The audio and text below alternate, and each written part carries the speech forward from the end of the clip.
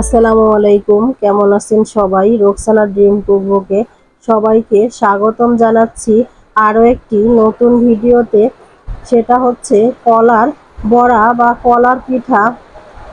আমাদের সবার বাসায় একটা ফল খুব কমন থাকে, আর সেটা হচ্ছে কলা। কিন্তু একটু পুরনো হলে বা বেশি দিন হয়ে গেলে দেখা যায় এটা বেশি পেকে যায়, তখন আবার খেতেও ভালো লাগে না, আর ডাইনিং টেবিলে অবহেলায় গড়াগড়ি খেতে থাকে। সেই কলা দিয়েই চলুন বানিয়ে ফেলি মজাদার কিছু। আমি এখানে 3টা পাকা কলা নিয়েছি। এটাকে বলে মজা কলা অথবা অতিরিক্ত পেকে যাওয়া, আর এর গায়ে একটু কালচে দাগ পড়ে যায়। এই কলাগুলো দিয়েই এই পিঠাটা সব থেকে বেশি ভালো হয়। এখন আমি এই কলা 3টাকে একটা বাটিতে এভাবে ছুলে নিয়ে নিলাম। আপনি চাইলে একটু কম পাকা কলা নিলেও হবে, তবে খুব বেশি ভালো হয় এরকম মজা কলা নিলে। তারপর এই কলার মিষ্টি কেমন ওটার উপর নির্ভর করে এর মধ্যে গুড় বা চিনি মেশাতে হবে। আমি হাফ কাপ থেকে একটু বেশি চিনি দিয়ে দিচ্ছি, আর সেই সাথে একটু লবণ দিয়ে দিলাম। এতে করে পিঠার টেস্ট বেশি ভালো আসে। তারপরে এই চিনি আর কলা একসাথে চটকে ততক্ষণ মেখে নিতে হবে যতক্ষণ না চিনিটা পুরোপুরি গলে যায়। যখন দেখবেন চিনির পানিটা আর কলা মিশে একটা লিকুইড ফর্মে চলে এসেছে, ভালো করে চটকাতে এটা একসাথে মিশে যায়। এর মধ্যে আমি আরও একটা কলা অ্যাড করে দিয়েছি। এখানে টোটাল 4টা কলা আছে। এবারে আমি এর মধ্যে দিয়ে দিচ্ছি হাফ কাপ চালের গুঁড়ো। আপনি চাইলে পুরোটা পিঠা চালের গুঁড়া দিয়েও তৈরি করতে পারেন, তবে দেখা যায় যে ঠান্ডা হওয়ার পর পিঠাগুলো শক্ত হয়ে যায় যদি শুধু চালের গুঁড়া দিয়ে করা হয়। আমি এখানে হাফ কাপ চালের গুঁড়া দিয়ে দিলাম। এটা একটু মুচমুচে হয়, চাইলে সুজিও দিতে পারেন। আর বাকিটা আমি দিয়ে দিব ময়দা।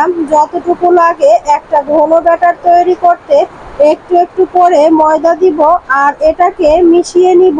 আপনারা দেখে নিশ্চয়ই বুঝতে পারছেন এখনো অনেকটা পাতলা আছে, তাই আমি এর মধ্যে আরো কিছুটা ময়দা দিয়ে দিব যতক্ষণ না একটা ঘন ব্যাটার তৈরি হচ্ছে।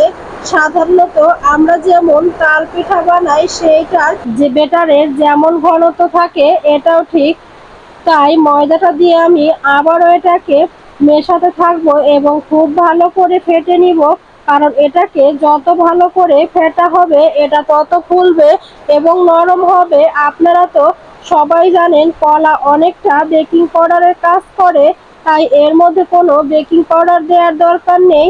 এবার আমি এর মধ্যে দিয়ে দিচ্ছি নারকেল কোড়া। যেহেতু পিঠাতে নারকেল কোড়া দিলে টেস্টটা 1000 গুণে বেড়ে যায়।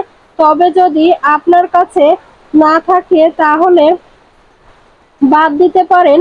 এমনিতেও কিন্তু এই কলা পিঠাটা অনেক মজা লাগে। আপনি চাইলে এর মধ্যে আধা চা চামচ কালো জিরাও দিতে পারেন, সেটাতে অনেক মজা লাগে। আমার এটা একদম মাখানো হয়ে গিয়েছে। এবার আমি এটাকে ঢেকে 10 মিনিটের জন্য রেখে দিব, তাহলে চালের গুঁড়া আর ময়দাটা ফুলবে আর পিঠাটাও নরম হবে। তারপর আমি এটাকে পিঠা বানিয়ে দেখাবো। 10 মিনিট পরে মিডিয়াম হাই হিটে চুলার আমি তেল গরম করে নিয়েছি। পিঠাগুলো আমাদেরকে ডুবো তেলে ভাজতে হবে। তারপরে বেটার থেকে অল্প অল্প করে দিয়ে পিঠাটা বানিয়ে নিব। চেষ্টা করবেন যাতে লেজ না হয়, মোটামুটি গোল করে ফেলার। আর যদি বেশি লম্বা করতে চান তাহলে ভাজার পরে একটা লেজের মতো দেখা যাবে। যতটুকুন ধরে এর মধ্যে দিয়ে মিডিয়াম হাই হিটে এটাকে ভাজতে হবে। আস্তে আস্তে দেখবেন যে এগুলো তেলের উপরে ভেসে উঠছে, তখন একটা স্প্যাচুলা দিয়ে এগুলোকে নেড়ে চেড়ে উল্টে পাল্টে দিতে হবে যাতে চারপাশে সমান কালার হয়। যখন এরকম ব্রাউনিশ কালার হয়ে আসবে তখন এগুলোকে তেল থেকে তুলে তেলটা ঝরিয়ে একটা কিচেন টাওয়ালের উপরে তুলে নেবেন যাতে এক্সট্রা তেলটা চুষে নেয়। এভাবে করে পুরোটা ব্যাটার দিয়ে আমি কলার বড়াগুলো বানিয়ে নিয়েছি। দেখতেই পাচ্ছেন কত সুন্দর গোলুমোলু হয়েছে আর খেতেও কিন্তু খুবই টেস্টি। বাচ্চারা যারা কলা খেতে চায় না তাদেরকে এভাবে একবার এই পিঠাটা বানিয়ে দিবেন, খুব মজা করে খাবে। আর বাসার অবহেলায় গড়াগড়ি করা কলাটাও দেখবেন কিভাবে চোখের নিমিষে শেষ হয়ে যাবে। আশা করি রেসিপিটি ভালো লেগেছে আর সহজে লেগেছে। আমার ভিডিওর কোথাও কোনো অংশ যদি আপনাদের কাছে ভালো লেগে থাকে প্লিজ একটা লাইক দিতে ভুলবেন না। আর এ ধরনের সহজ রেসিপি আরও দেখতে চাইলে চ্যানেলটি সাবস্ক্রাইব করে নিতে পারেন। আর ফেসবুক পেজ থেকে দেখে থাকলে পেজটি ফলো করে পাশেই থাকবেন। সবাই অনেক বেশি ভালো থাকবেন। আল্লাহ হাফেজ।